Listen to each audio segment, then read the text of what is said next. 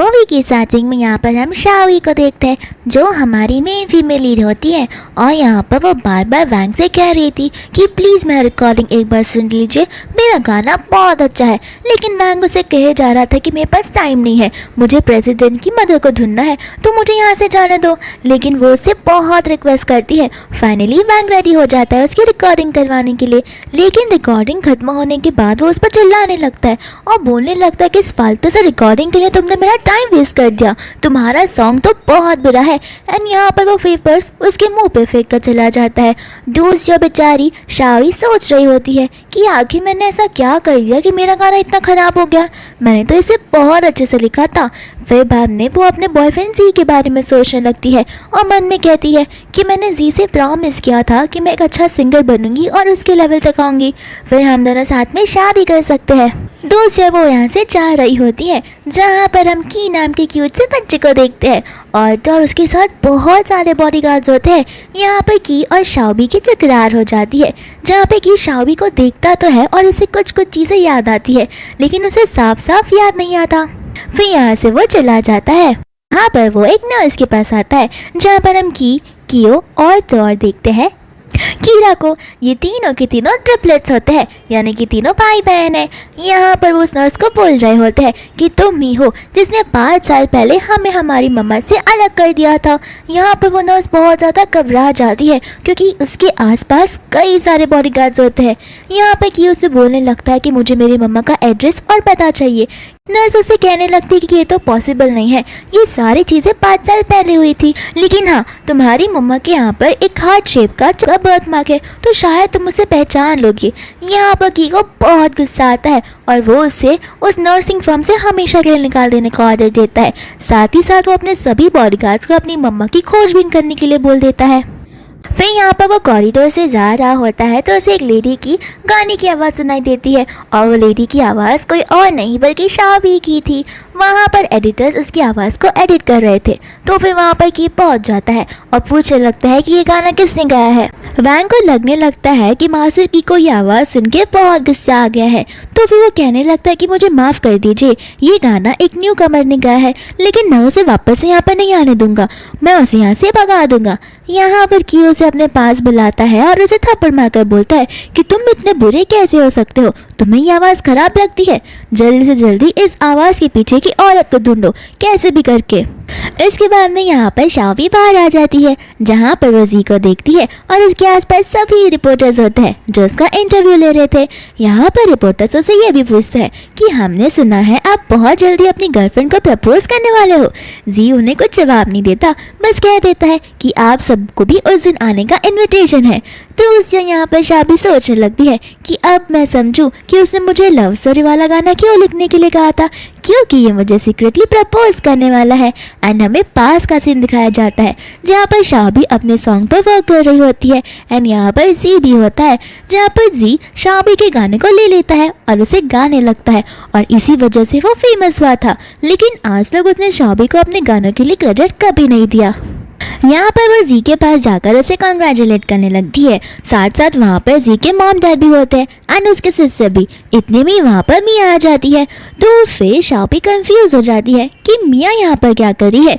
मिया बाद में बोलने लगती है कि तुम्हें लगता है कि तुम्हारे पेरेंट्स तुम्हारे बायोलॉजिकल पेरेंट्स हैं, नहीं, बहुत साल पहले हॉस्पिटल वालों से गलती हो गई थी तो तुम उनकी बायोलॉजिकल बेटी नहीं हो, उनकी बायोलॉजिकल बेटी तो मैं हूँ। साथ ही साथ यहाँ पर वो जी को जब कॉन्ग्रेचुलेट करती है तो फिर मिया बोलने लगती है कि अब तुम यहाँ पर क्यों अपना मुंह दिखाने आई हो, तुम्हें पता नहीं है जी अब मेरे साथ रहने वाला है।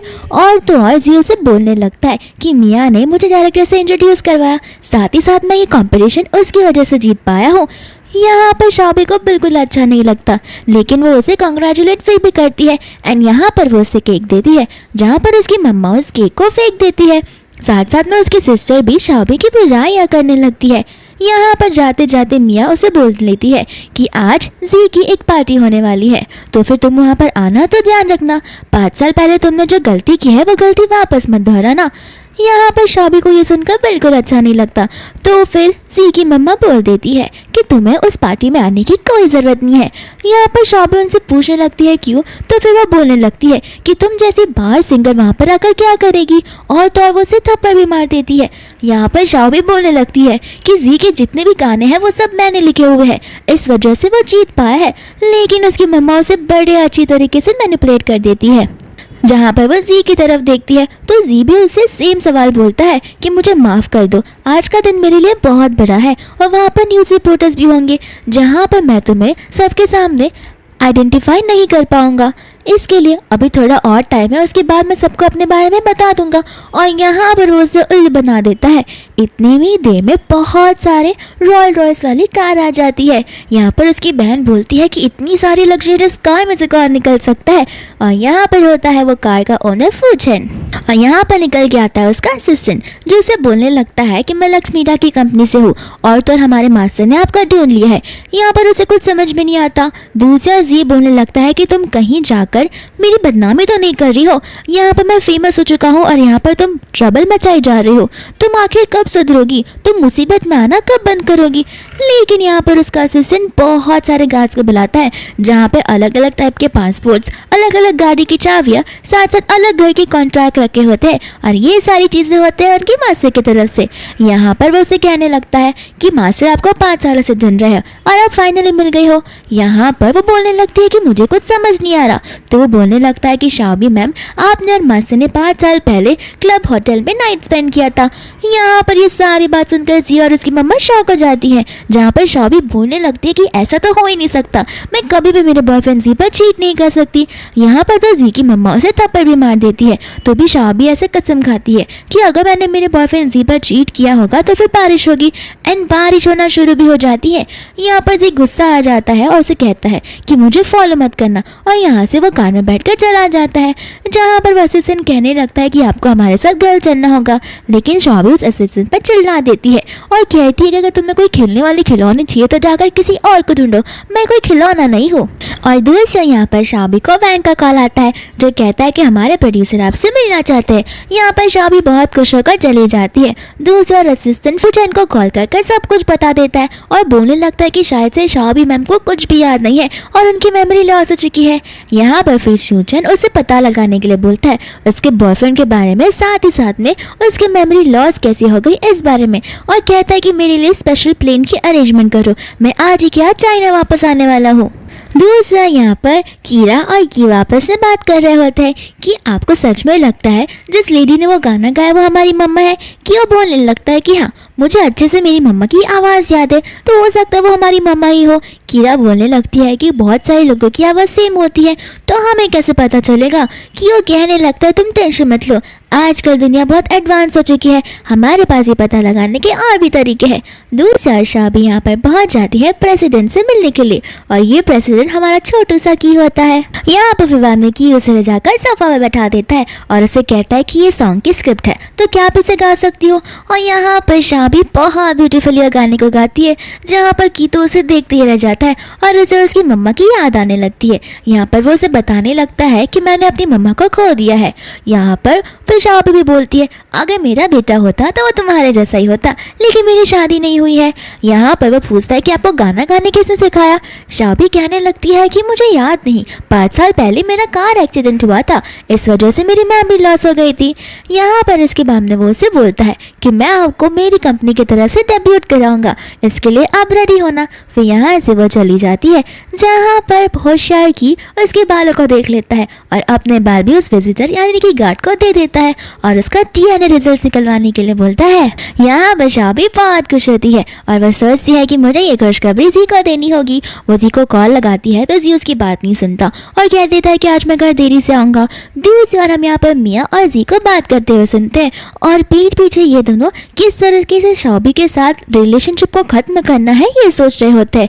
और और तो और जी बोलने लगता है कि पूरी मीडिया के सामने मैं उसकी बेइज्जती करवा कर रहूंगा और उससे ब्रेकअप कर लूंगा। वो तो मेरी बस एक छोटी सी सोर्स ऑफ इनकम थी, अब तो मैं फेमस हो गया हूँ और मुझे उसकी कोई ज़रूरत नहीं है।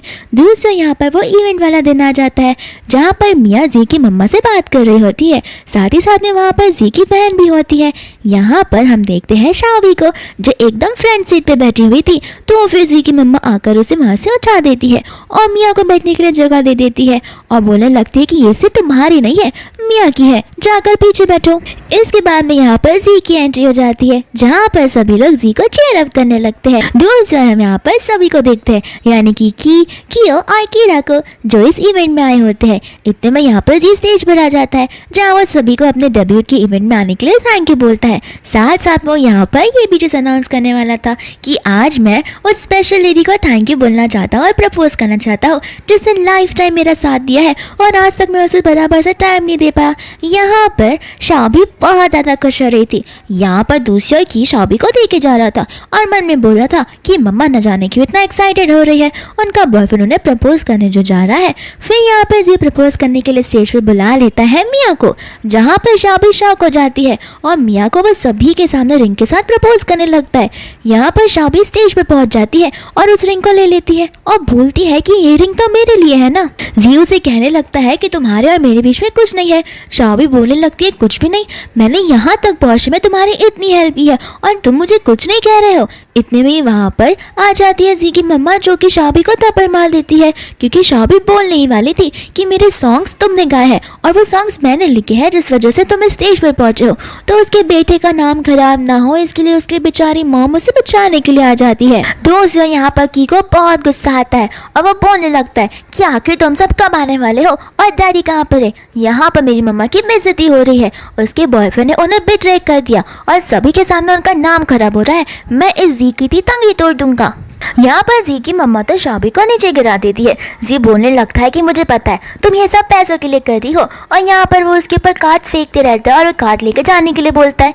यहाँ पर शाबी तो बेचारी पागल हो गई थी और की को तो इतना ज्यादा गुस्सा आ रहा था तो फिर कीरा और कियो उसे कंट्रोल करने के लिए बोल रहे थे। यहाँ पर बाद में वो लोग सिक्योरिटी गार्ड को बुला देते हैं ताकि वो लोग शाबी को वहाँ से लेकर जाने लगे। इतने में ही कियो और कीरा वहाँ पर आ जाती है जहाँ पर डीएनए रिजल्ट भी आ जाते हैं और वही उनकी मम्मा होती है।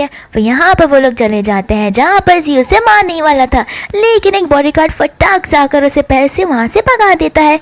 जहाँ पर उसकी बहन और मियाँ तो तिलमिला ही जाती है और कहने लगती है कि तुम्हारी हिम्मत कैसे हुई हमारे भाई को मारने की। फिर यहाँ पर कियो कीरा और की वहाँ पर ऊपर आ जाते हैं जहाँ पर वो उसे मम्मी मम्मी कहकर बोलने लगते हैं और कहने लगते हैं कि आपको कुछ भी नहीं याद होगा क्योंकि आपकी मेमोरी लॉस हो चुकी है, इस वजह से आपको चीज़ें याद नहीं आ रही, लेकिन बहुत जल्दी आपको चीज़ें याद आने लगेंगी। यहाँ पर वो उसे बताने लगता है कि ये देखो मम्मी के पास भी एस लेवल का कॉन्ट्रैक्ट है। यहाँ पर जी बोलने लगता है कि पॉसिबल ही नहीं है, खाली आपके क्लास वाले लोगों को ये सब मिलता है। फिर बाद में वो उसे कॉन्ट्रैक्ट और सील दिखाती है जहाँ पर मियाँ वो कॉन्ट्रैक्ट लेकर फाड़ देती है और बोलने लगते कि तुम तीनों बच्चे खुद को क्या समझते हो, ये कोई जोकर का शो थोड़ी ना है जो यहाँ पर तुम आ चुके हो अपनी गॉड मदर को बचाने के लिए। यहाँ पर उन्हें पता नहीं होता कि जिस कंपनी में जी काम कर रहा है उसी का ओनर की है। की बोलने लगता है कि तुम्हारी जुबान तो कुछ ज्यादा ही चल रही है, मैंने तुम्हें एस लेवल का कॉन्ट्रैक्ट बस इसलिए दिया है मेरी मम्मी के लिए क्योंकि तुम उसके बॉयफ्रेंड थे, लेकिन यहाँ पर तुमने मेरी मम्मा को बिट्रे कर दिया है, तो तुम देखो तुम्हारा और तुम्हारे कॉन्ट्रैक्ट का क्या होता है। जी को लग रहा था कि ये बच्चा तो बस ऐसे ही बोले जा रहा है, ये कुछ भी नहीं कर सकता। यहाँ पर भी देता है कि मैं तुम्हारी कंपनी का प्रेसिडेंट हूँ, लेकिन जी और शीन मिलकर उससे बुरा भला बोलने लगते हैं जहाँ पर शाबी उन पर चिल्लाती है और कहने लगते कि ये तो छोटा सा बच्चा है, भले ये कुछ भी बोले लेकिन तुम तो अपनी जबान संभाल सकते हो ना। यहाँ पर बाद में वो कॉल लगा लेता है मिस समू को और मिस समू इस कंपनी के डायरेक्टर होते हैं जिन्होंने जी को ये कॉन्ट्रैक्ट दिया था। यहाँ पर भी जी मिस्टर जू को कॉल लगाता है और बोलता है कि देख रहे हो उनका कॉल तो लग ही नहीं रहा है, न जाने तुमने कौन से बच्चे को कॉल लगा दिया हो। इतने में मिस्टर शाबी मुंह वहाँ पे आ जाते हैं जो थोड़े से के होते हैं और तो और वो अपनी अंदाज में चलते हुए आगे आते हैं जहाँ पर जी कहने लगता है कि इसे देखो ये 5 साल का बच्चा बोल रहा है कि वो इस कंपनी का प्रेसिडेंट है। यहाँ पर सभी लोग जी पर ही चिल्ला उठते और कहते हैं कि क्यों तुम्हें क्यों नहीं लगता कि ये 5 साल का बच्चा प्रेसिडेंट हो सकता है, और सभी के सभी लोग उसे मिलकर सुनाने लगते हैं। यहाँ पर इसके बाद में जी उससे माफ़ी मांगने लगता है और बोलता है कि ये सब मियाँ की वजह से हो रहा है, उसने ही मुझे बहला फुसला दिया, मुझे मैनिपुलेट किया और सारा का सारा इल्ज़ाम वो मियाँ पे लगा देता है। जहाँ पे मिस्टर शाबी को गुस्सा आता है और वो यहाँ पर उसे थप्पड़ लगा देता है और बोलता है कि इतना ज़ोर ज़ोर से चिल्लाना बंद करो, मेरे कानों में सुनाई देता है, मैं बहरा नहीं हूँ। और तो यहाँ पर वैंग जी का कॉन्टैक्ट लेकर फायर का फेंक देता है और बोलता है कि अब से तुम यहाँ पर नहीं रहने वाले। फिर बाद में हमारा की तो अनाउंसमेंट करता है, पहला कि वो जी को सभी के सभी कंपनीज और इंस्टीट्यूशन में से बैन कर रहा है, वो कभी भी वापस सिंगिंग नहीं कर पाएगा या फिर सिंगिंग स्टार नहीं बन पाएगा। एंड दूसरा अनाउंसमेंट होता है उसकी प्यारी मम्मी शाबी का, लेकिन यहाँ पर उसे समझ नहीं आ रहा होता कि शाबी क्या करे। तो फिर यहाँ पर वो तीनों बोलने लगते हैं कि आप ही हमारी मम्मा हो। शाबी उन्हें बोलने लगती है कि मैं तुम्हारी स्टेप मम्मा यानी कि गॉड मदर बनने के लिए रेडी हूँ, लेकिन मैं तुम्हारी रियल मॉम नहीं हो सकती। तो फिर यहाँ पर किरा से बोलने लगती है कि आपके हाथ में भी वो हार्ट मार्क का बर्थ शेप है, साथ ही साथ मेरे हाथ में भी है, और ये देखो हमने डीएनए टेस्ट करवाया है, तो डीएनए टेस्ट से झूठ नहीं हो सकते। फिर यहाँ पर वो लोग उसे हक कर कर रोने लगते हैं, जहाँ पर शाबी को धीरे धीरे अपने प्रेगनेंसी वाले दिन याद आने लगते हैं। तो फिर यहाँ पर शाबी उन्हें अपना बेटा मानने के लिए रेडी हो जाती है। दूसरा यहाँ पर जी तिलमिला जाता है और कहने लगता है कि तुमने मुझ पर चीट किया, वही मैं सोचूं तुम्हें अमनेशिया, तुम्हारी याददाश्त गई नहीं है, तुम बस हम सबके सामने नाटक कर रहे हो ताकि तुम्हारा काला सच सभी के सामने ना आ पाए। यहाँ पर जी की मम्मा भी उसे सुनाने लगती है, जहाँ पर जी बोलने लगता है कि देखा तुम तो इसकी मम्मा निकली, इसलिए तुम्हें ये एस लेवल का कॉन्ट्रैक्ट मिल रहा है, ये तो नाइंसाफ़ी हुई ना। यहाँ पर फिर बाद में प्रेसिडेंट की बोलने लगते हैं कि तुम्हें ये नाइंसाफ़ी लगती है तो ठीक है, इसमें मैं कुछ नहीं कर सकता, लेकिन अगर मैंने कंपटीशन भी करवा दिया तुम्हारे या मेरी मम्मा के बीच में तो ऑब्वियसली मेरी मम्मा ही जीतेगी। यहाँ पर जी हंसकर बोलने लगता है कि ये क्या गाएगी, इसे गाना गाना नहीं आता। फिर बाद में शाबी बोलने लगती गाना गाना नहीं आता, अगर तुम भूल रहे हो तो तुम्हें मैं याद दिला दूँ कि अब तक तुमने जितने भी गाने गाए हैं वो सब मैंने ही लिखे हैं। यहाँ पर जी बड़े कॉन्फिडेंस में बोल देता है कि तुम्हारे पास कोई प्रूफ है क्या।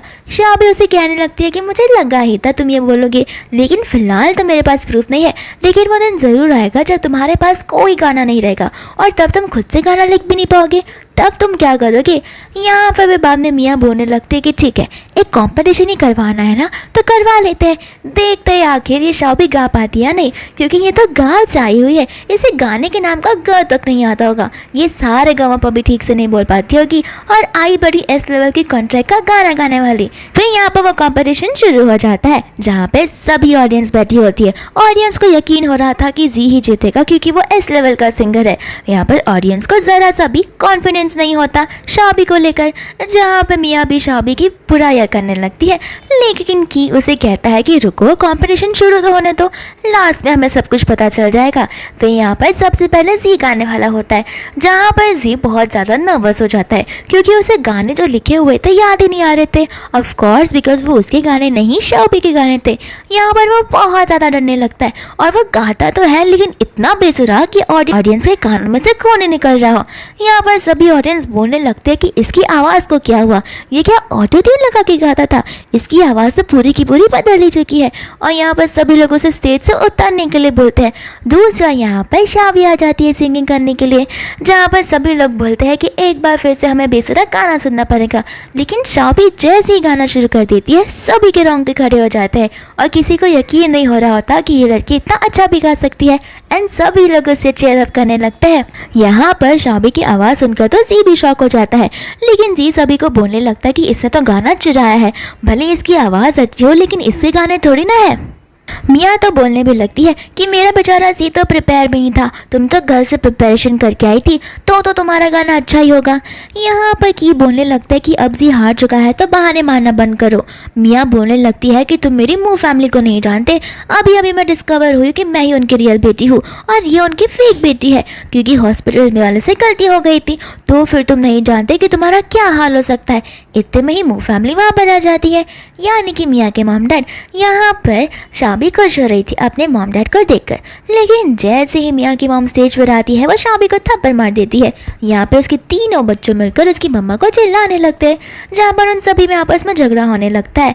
शाबी की स्टेप मदर बोलने लगती है कि भले तुम कितनी भी अच्छी टैलेंटेड हो, लेकिन 5 साल पहले तुमने ऐसे कर्म किया है जिस वजह से हमारा मुंह काला हो गया है। यहाँ पर मियाँ नाटक करने लगती है और विक्टिम कार्ड प्ले करती है कि देखो ना मॉम डैड, ये जानबूझ के मेरे पर सारे इल्जाम लगा रही है और मुझे बुली कर रही है, और ऐसा नाटक कर रही थी जैसे उसने शाबी के साथ तो कुछ किया ही ना हो। दूसरा यहाँ पर फूजन होता है, जहाँ पर उसके सभी कार्ड उसे बता रहे होते हैं कि अब तक क्या क्या हो चुका है। साथ ही साथ वो उसकी वाइफ के बारे में उसका पास्ट का एक लाइफ चेक देखते हैं। इसके बाद में वो लोग निकल पड़ते हैं उस इवेंट में जाने के लिए। यहाँ पर कीरा तो उसकी मम्मा को धक्का देकर बोलती है कि खबरदार, अगर तुमने मेरी मम्मा को टच भी किया तो तुम्हें कुछ पता नहीं है, मेरी मम्मा पर ऐसी इल्जाम लगा रहे हो।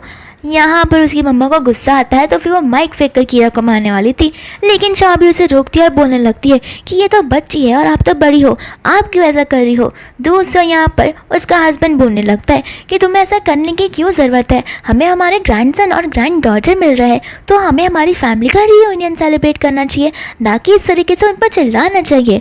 और उसकी वाइफ बोलने लगती कि बच्चे, ग्रैंड डॉटर और ग्रैंड सर कभी नहीं, न जाने इनका डैड कौन होगा। ठहरे गहरे बच्चों को अपना ग्रैंड सर और ग्रैंड डॉटर कभी नहीं मान सकती।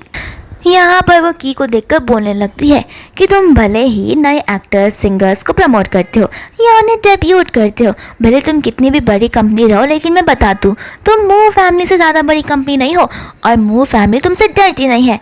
यहाँ पर वो बोलने लगता है कि तुम मेरे डैड को नहीं जानती हो। फिर यहाँ पर वो हंस के कहते तुम्हारा डैड कौन होगा, स्ट्रीट वेंडर है या फिर स्ट्रीट पे खाने सेल करता है। यहाँ पर से शाबी अपने बच्चे को लेकर जाने लगती है, तो फिर मियाँ जानबूझे कीरा को पकड़ लेती है और पेपर का एकदम शार्प एज उसके गले के यहाँ पर रख देती है, और तब शाबी को बोलती है कि नील डाउन कर माफ़ी मांगो तो मैं इसे जाने दूंगी। यहाँ पर उसके दोनों बच्चे रोने लगते हैं, जहाँ पर शाबी नील डाउन तो कर लेती है, लेकिन मियाँ से बोलती है कि अब मैंने अपना दिमाग चेंज कर लिया, मैं चाहती हूँ कि तुम सबके सामने लर्न करो और तुम सबके सामने कहो कि जी महान है और तुम बुरी हो। कि ये बोलने लगता है कि तुम ज़्यादा ही कर रहे हो, मेरी मम्मा ने वो किया जो तुमने उन्हें कहने के लिए कहा था, बट ये अब कुछ ज़्यादा ही हो रहा है। यहाँ पर आगे आ जाती है मियाँ की मम्मा, जो की को धक्का मार देती है। फिर बाद में उसका हस्बैंड बोलने लगता है कि वो बच्चा है, उसके साथ ऐसा मत करो, तो उसकी वाइफ ही अपने हस्बैंड को थप्पड़ मारकर बोलती है कि मैं तुम्हारी वाइफ हूँ, तुम्हें मेरा साथ देना चाहिए। इतने में ही वहाँ पर बहुत सारे बॉडीगार्ड्स आ जाते हैं जो फूजन ने भिजवाए थे, एंड उनके पास वही सेम चीज़ें, पासपोर्ट, अलग अलग गाड़ी की चाबियाँ और सारी चीज़ें होती है। यहाँ पर वो बोलने लगता है कि मैं मूव फैमिली की डॉटर के लिए ये सब लाया हूँ जो थेसंग ग्रुप के प्रेसिडेंट ने भिजवाया है, और थेसंग ग्रुप चाइना का टॉप 1 ग्रुप होता है, ये मूव फैमिली से भी ज़्यादा अमीर होता है, मूव फैमिली तो टॉप 15 में आती है। दूसरा यहाँ पर मियाँ की मम्मा बोलने लगती है कि देख रही हो शाओबी, ये सारी चीज़ें मेरी बेटी मियाँ के लाई है। यहाँ पर गार्ड बोलने लगता है कि मियाँ नहीं तो मैं यहाँ पर मूव फैमिली की डॉटर शाओबी के लिए ये सब लेकर आया हूँ। यहाँ पर वो सारे लोग कंफ्यूज हो जाते हैं और उन्हें कुछ समझ नहीं आ रहा होता। यहाँ पर जो गार्ड्स होते हैं वो बच्चों को पकड़ने लगते हैं, जहाँ पर की भाग जाता है तो सामने से आ जाते हैं फूजन। यहाँ पर किसी को भी पता नहीं होता कि वो फूजन है जो थेसंग ग्रुप का प्रेसिडेंट है। तो फिर यहाँ पर जी और मियाँ बोलने लगते हैं कि तुम अच्छे तो दिखते हैं, लेकिन बच्चे को नीचे उतारो, ये तुम्हारा बच्चा नहीं है। यहाँ पर क्यू से देख कर बोलने लगता है कि तुम तो मेरे जैसे दिखते हो। कीरा और कियो भी वहाँ पर आकर बोलते हैं कि कहीं तुम हमारे डैडी तो नहीं हो। इतने में ही यहाँ पर वो मैनेजर को बोलने लगती है कि न जाने ये कहाँ से आ गया, तो वो मैनेजर मियाँ की मम्मी को ही थप्पड़ मार देता है, और यहाँ पर वो फूजन को सभी से इंट्रोड्यूस करवाता है। यहाँ पर सभी के सभी लोग फूजन की आइडेंटिटी जानकर शॉक हो जाते हैं। फिर यहाँ पर मियाँ की मम्मी बोलने लगती है कि अच्छा तो तुम ही हो जो मेरे मियाँ के लिए इतने सारे सरप्राइजेस लाए हो। मियाँ को वो आगे जाकर अपने आप को इंट्रोड्यूस कराने के लिए बोलती है, जहाँ पर मियाँ भोली भाली बनकर आगे चली जाती है, लेकिन फूजन बोलने लगता है कि तुम कौन हो, मैं तो तुम्हें जानता भी नहीं हूँ। दूसरा यहाँ पर वो शाबी की तरफ मुड़ता है और शाबी को रिंग के साथ प्रपोज कर देता है। मियाँ उसे कहने लगती है कि तुमसे कोई गलत फैमिली हो गई है, लेकिन यहाँ पर फूजन उसे अपना मुंह बंद रखने के लिए बोलता है। शाबी बोलती है कि मैं तो तुम्हें जानती भी नहीं हूँ। फूजन कहने लगता है कि इसके लिए ही तो हम धीरे धीरे एक दूसरे को जान जाएंगे। यहाँ पर फूजन को 5 साल पहले वाली बात बहुत अच्छे से याद है कि किस तरीके से उन्होंने नाइट स्पेंड की थी। दूसरा यहाँ पर मियाँ और उसकी मम्मी बोलना शुरू हो जाते हैं। 5 साल पहले शाबी को ट्रिपलेट्स हुए तो थे, लेकिन ये तीनों उसके बच्चे नहीं थे। उन ट्रिपलेट्स को तो मैं ऑर्फनेज छोड़ कर आई थी। और यहाँ पर वो लोग झूठ झूठ बोलना शुरू हो जाते हैं। साथ ही साथ जी भी अपनी बकवास बातें करना शुरू हो जाता है, जहाँ पर फूजन आगे आता है और उसे मार देता है और कहने लगता है कि तुम तो अपना मुंह बंद ही रखो। उस बेचारी ने 5 साल तुम्हारे साथ डिवोट किए, तुम्हारे लिए सॉन्ग लिखा और आज तुम उसे बिट्रे कर रहे थे। यहाँ पर फिर मियाँ उसे तवायफ बोल देती है, जहाँ पर उसे बहुत गुस्सा आ जाता है और वो मियाँ को ही थप्पड़ मारकर अपना मुंह बंद करने के लिए बोलता है। दूर से और मियाँ की मम्मी मियाँ पर चिल्लाने लगती है क्योंकि अब उसकी शादी इतने अमीर घर में जो शादी करने वाली है। यहाँ पर मिस्टर फूचन उन सब कर गुस्सा कर चले जाते हैं, जहाँ पर वो लोग घर पर आ जाते हैं और उनकी मेड्स उसके लिए बहुत सारी चीजें लाई होती है। इसके बाद में यहाँ पर तीनों बच्चों को बहुत भूख लगी होती है, तो फिर वो अपने डैडी को खाना बनाने के लिए बोलते हैं। उनका डैडी फूचन बोलने लगता है कि मेरे जैसा 5 स्टार मिशेलिन शेफ तुम्हें कहीं नहीं मिलेगा, देखना मैं कितना टेस्टी खाना बनाता हूँ। यहाँ पर वो चारों के चारों आपस में मिलकर वीडियो देख रहे होते हैं। तो उसे यहाँ पर फूचन कैरेट और कुकुम्बर को देख के सोच रहा होता है कि इसे छीलना है, काटना है, उबालना है या फिर क्या करना है, और उसे कुछ भी नहीं समझ में आ रहा होता। लेकिन कैसे कैसे तो करके फाइनली वो एक डिश बनाता है, जहाँ पर वो पहले खुद टेस्ट करके देखता है और जैसे ही वो उसे खाता है वो उसे थूक देता है और खांसने लगता है। लेकिन यहाँ पर वो बहुत सारी डिशेस बना लेता है, जहाँ पर वो सभी को डिनर के लिए बुलाता है। यहाँ पर सभी लोग उसे खाते हैं तो उन्हें उनका टेस्ट बहुत पसंद आता है। लेकिन यहाँ पर हमारा स्मार्ट की होता है जो उसे बोलने लगता है कि ये तो मिशेल वाले हॉस्टल से लाया हुआ है, मैं सच बोल रहा हूँ ना। यहाँ पर वो कहता है नहीं तो मैंने तो ये खुद से बनाया है। कि बोलने लगता है कि मैं उस होटल में हर बार जाता हूँ और मुझे उस होटल का टेस्ट बहुत अच्छे से पता है डैडी, तो आप मुझसे झूठ मत बोलो। और फूचन को ये चीज़ बतानी ही पड़ती है और वो कन्फेस कर देता है कि हाँ मैंने वो उसी होटल से लाया है ताकि मैं तुमको अच्छे से खाना खिला सकूँ। यहाँ पर इसके बाद में वो लोग टेरेस पर होते हैं, जहाँ पर शाबी उससे बोलती है कि नेक्स्ट टाइम से तुम मत बनाना, नेक्स्ट टाइम से मैं खाने बना लूँगी, हमें पैसे सेव करने चाहिए। शाबी को पता नहीं होता कि उसका हस्बैंड एक पूरा फील्ड खरीद सकता है। दूसरा यहाँ पर होती है मियाँ, जो घर पर अपने सामान फेंक रही थी। उसकी मॉम आकर उस पर चिल्लाने लगती है। मियाँ बोलने लगती है कि अगर मैंने डीएनए टेस्ट किया होता और वो बच्चे मेरे निकलते तो ये सारी की सारी चीज़ें मेरी होती। और यहाँ पर वो अपनी मॉम को बोलती है कि अगर मैं डीएनए टेस्ट के रिजल्ट्स को फेक बना दूँ तो उसकी मॉम उसे ऐसा करने से मना करती है और बोलती है कि हमें थेसन ग्रुप के साथ कंपटीशन या पंगा नहीं लेना है। फिर मियाँ उन्हें बोलने लगती है कि देखो मम्मा, अगर मैंने ऐसा किया तो मेरे साथ साथ आपको भी एक लग्जरियस लाइफ मिल सकती है और तो और उस शाबी का हमारी लाइफ से काम तमाम हो सकता है। इसके बाद में वो लोग यहाँ पर प्लानिंग करने लगते हैं। फिर दूसरा यहाँ पर वो लोग उन्हें लंच के लिए बुला लेते हैं, जहाँ पर सभी ने बहुत अच्छे से प्लानिंग की होती है। यहाँ पर तो उसकी मम्मा फूचन से और साथ ही साथ शाबी से कितने प्यार से बात कर रही थी और तो वो शाबी से माफ़ी भी मांगने लगती है। दूसरी और मियाँ तो अपने मन में उनके बारे में बुरी बुरी बातें ही बोले जा रही थी। लेकिन यहाँ पर उसके फादर का दिल साफ होता है, बट फिर भी उन्हें वैसा ही करना पड़ता है जैसा उनकी बेटी और उनकी वाइफ उसे करने के लिए बोलती है। यहाँ पर फिर बाद में वो लोग ड्रिंक करना शुरू कर देते हैं, जहाँ पर जानबूझ के वो लोग मिस्टर फूचन के ड्रिंक में कुछ मिला देते हैं, यानी कि ड्रग्स, जिस वजह से उनके हार्मोन में चेंजेस आने लगते हैं। इसके बाद में वो लोग वहाँ से जाने लगते हैं, जहाँ पर उनके बच्चों को लेकर उनका फादर चला जाता है। दूसरी और यहाँ पर जो शाबी होती है वो चली जाती है अपनी मम्मा के साथ में, और यहाँ पर उसकी मम्मा ने बहुत ज़्यादा ड्रिंक कर लिया था और उसकी मम्मा इतनी नशे में होती है कि उसे सॉरी बोलने लगती है। लेकिन यहाँ पर शाबी समझ जाती है कि उसकी मम्मा नाटक कर रही है और वो उन्हें बोलने लगती है कि अब तो आप नाटक बंद कीजिए, हम कार तक आ गए हैं। यहाँ पर उसकी मम्मा नशे में ही बोलती रहती है कि चलो मेरे घर चलो। यहाँ पर शाबी उन्हें वापस से बोलती है कि मॉम नाटक करना बंद करो, मुझे पता है आप जब ड्रिंक करती हो तो कैसे रहती हो। यहाँ पर उसकी मॉम उस पर गुस्सा हो जाती है। इतने में टाइम पे वहाँ पर कियो और कीरा आ जाते हैं, जो उसे अपने साथ चलने के लिए बोलते हैं, लेकिन उसकी मॉम उसे जाने ही नहीं दे रही थी। यहाँ पर उसकी मॉम और मियाँ का प्लान ये होता है कि शाबी चली जाएगी उसकी मॉम के साथ और उसके बच्चे चले जाएंगे उसके फादर के साथ, तो फिर मियाँ और फूचन अकेले रह जाएंगे, जहाँ पर वो लोग नाइट स्पेंड करेंगे। यहाँ पर किया और किरा से ज़बरदस्ती वहाँ से लेकर चले जाते हैं। दूसरा यहाँ पर उसकी मॉम उस पर बहुत चिल्लाने लगती है एंड यहाँ पर की उसके घर के यानी कि डोर के सामने पहरेदारी दे रहा था कि उसके डैड के रूम में कोई और नहीं जाना चाहिए। इतना तो उसने वहाँ पर मियाँ को भी भगा दिया। इतने में वहाँ पर शाबी आती है तो फिर उन्हें शाबी को अंदर डाल देते हैं और रूम को लॉक कर देते हैं, जहाँ पर फूचन को बहुत ज़्यादा नशा चढ़ रहा था। यहाँ पर वो शाबी को किस करने के लिए आगे बढ़ता है तो शाबी बेड की ओर भाग जाती है और बोलने लगती है कि रुको मैं डॉक्टर को कॉल करती हूँ, लेकिन यहाँ पर फूचन उसकी एक बात तक नहीं सुन रहा था। यहाँ पर शॉबी को बहुत अनईजी फील हो रहा था एंड वो उसके साथ नाइट स्पेंड करना नहीं चाहती थी। वे भी यहाँ पर दोनों नाइट स्पेंड कर लेते हैं। जहाँ पर मॉर्निंग में शॉबी जागी होती है और हमें एक पास का सीन दिखाया जाता है जहाँ पर शॉबी क्लब में थी और उसके साथ एक गुंडे ने ज़बरदस्ती करने की ट्राई की थी, जहाँ पर शॉबी ने उसके सर पर कांच का ग्लास फोड़ दिया था। इसी वजह से शॉबी बहुत अनकंफर्टेबल थी कल रात को। यहाँ पर फूचन उसे उठकर पूछता है, लेकिन वो फूचन को कुछ भी नहीं बताती और बहाना मार देती है।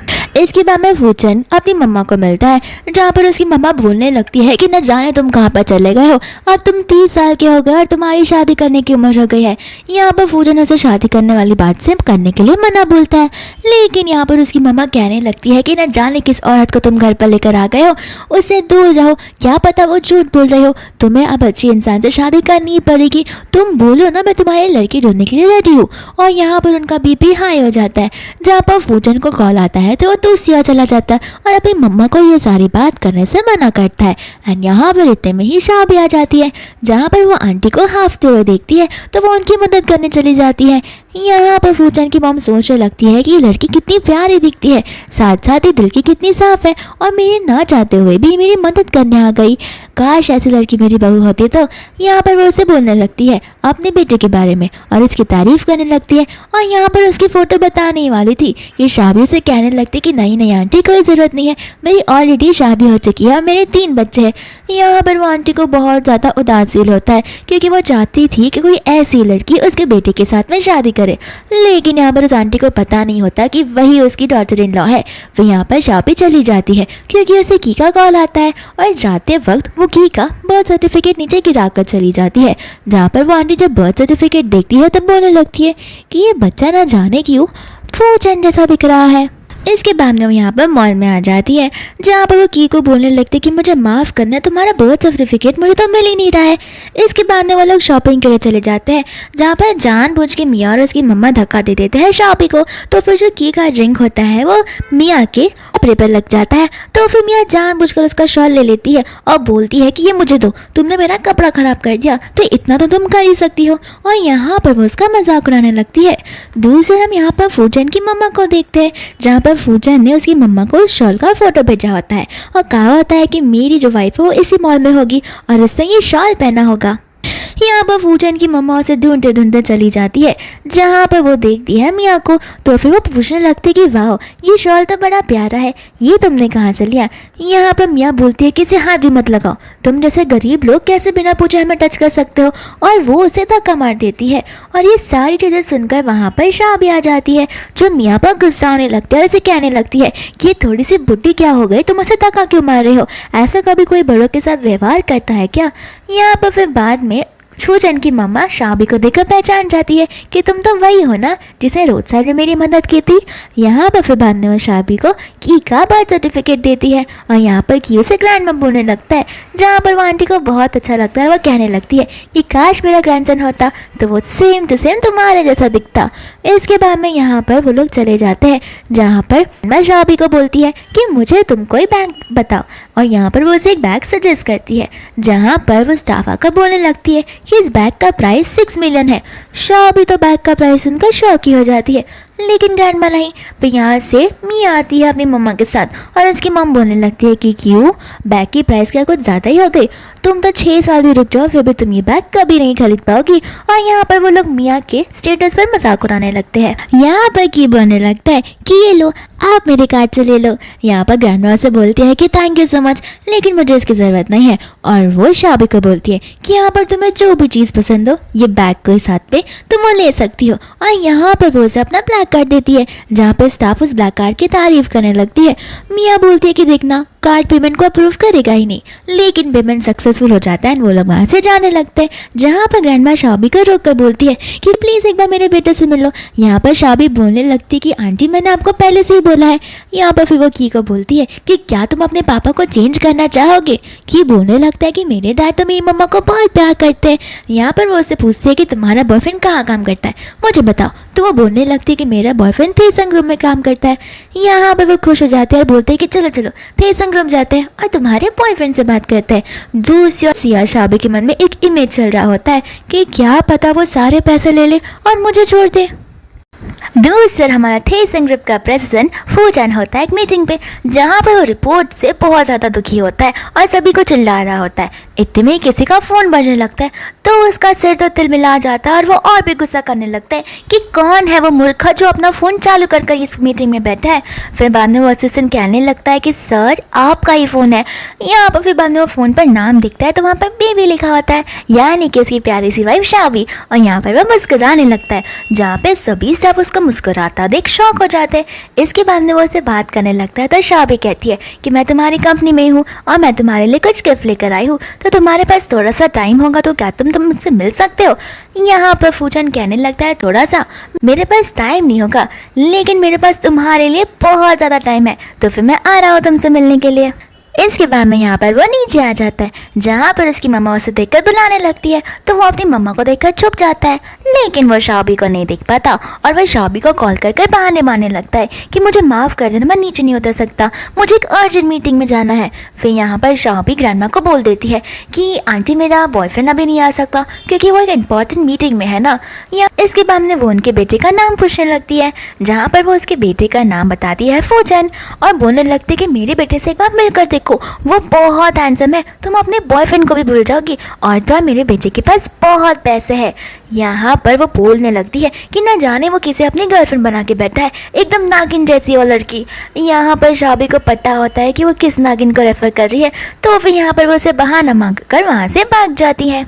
यहाँ पर दूसरी शाबी घर पर होती है, जहाँ पर फूजन उसके लिए एक प्यारा सा बुके लेकर आता है और यहाँ पर वो लोग एक डेट फिक्स करते हैं। तभी जाकर वो लोग अपने मैरिज सर्टिफिकेट लेने वाले थे एंड नेक्स्ट डे का डे फिक्स हो जाता है, जहाँ पर वो लोग चले जाते हैं अपना मैरिज सर्टिफिकेट ले लेते हैं और यहाँ पर उसके बच्चे उसे फटाकों के साथ में स्वागत करते हैं। साथ ही साथ में की वहाँ पर आता है और उसे गाड़ी की चाबी देता है और बोलने लगता है कि ये लो अब इसे आप इस कार को यूज़ करो क्योंकि आप रेंट पे खरीद कर कार चलाते हो।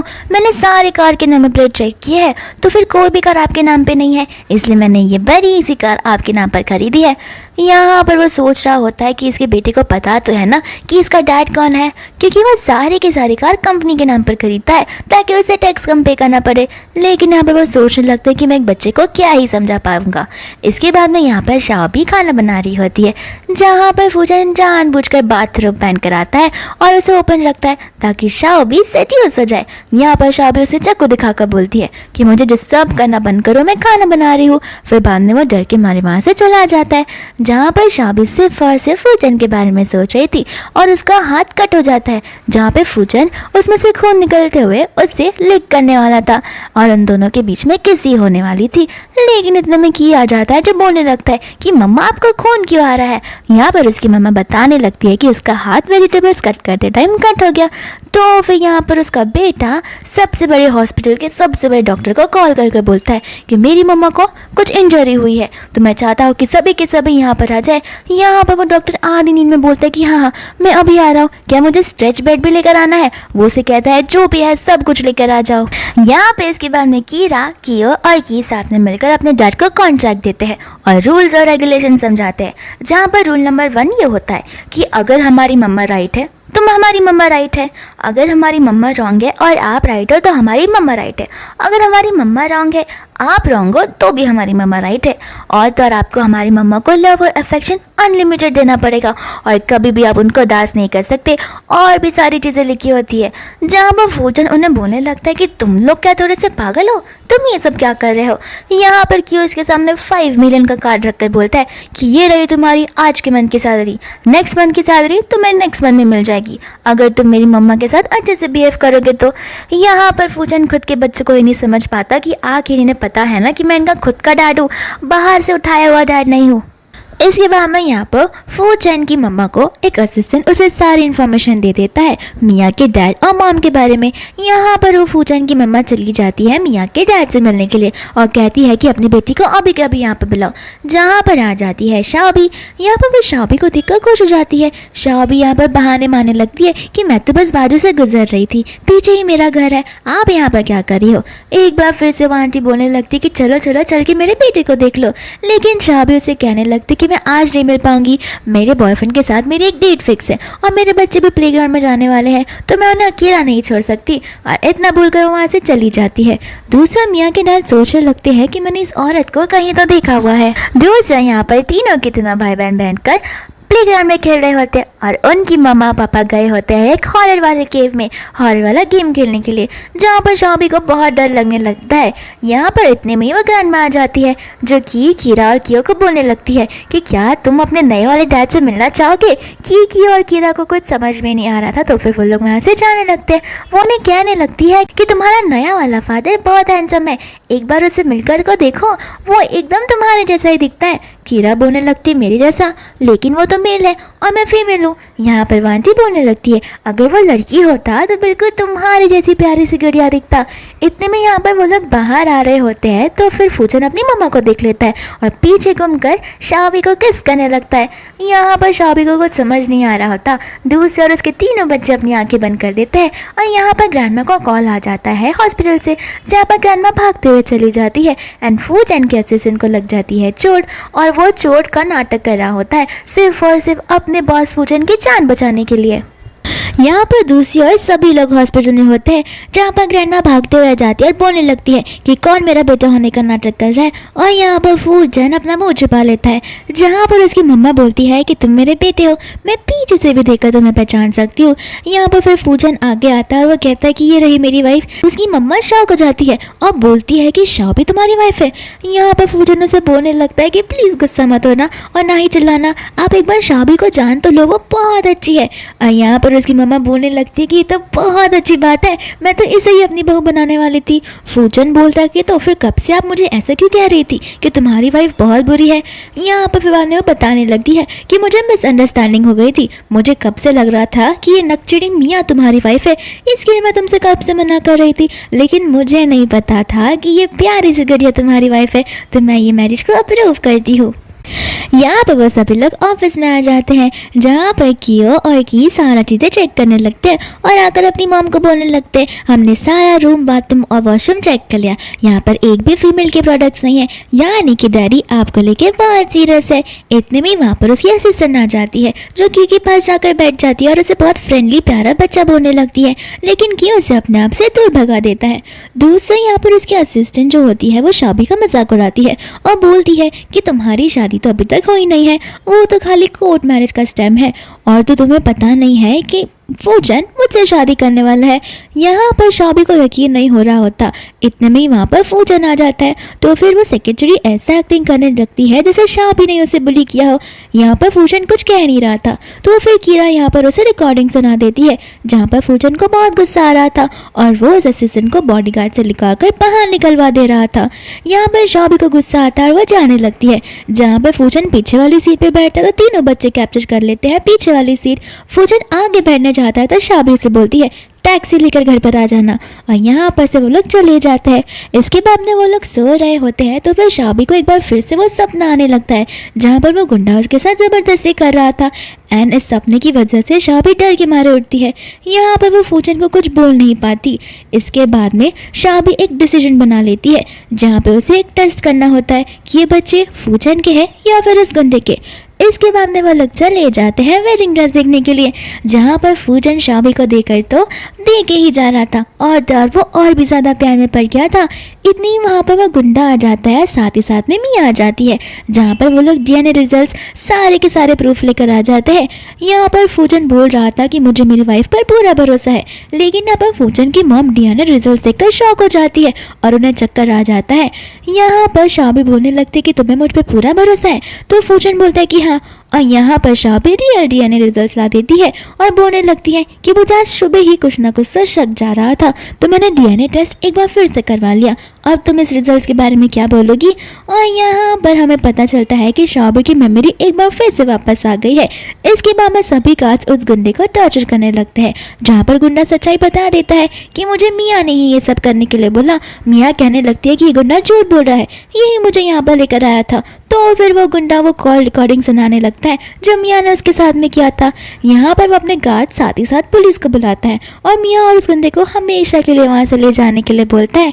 फिर यहाँ पर वो शाबी से माफ़ी मांगता है। शाबी उसे माफ़ी मांगने से मना करती है और बोलती है कि तुम मुझ पर ट्रस्ट करते हो, यही बहुत बड़ी बात है। फिर एक बार फिर से शाबी को फूजान प्रपोज करता है एंड यहाँ पर शाबी से हाँ बोल देती है, जहाँ पर उसके तीनों के तीनों बच्चे बहुत खुश होते हैं। एंड इसी के साथ ये मूवी यहीं पर खत्म हो जाती है।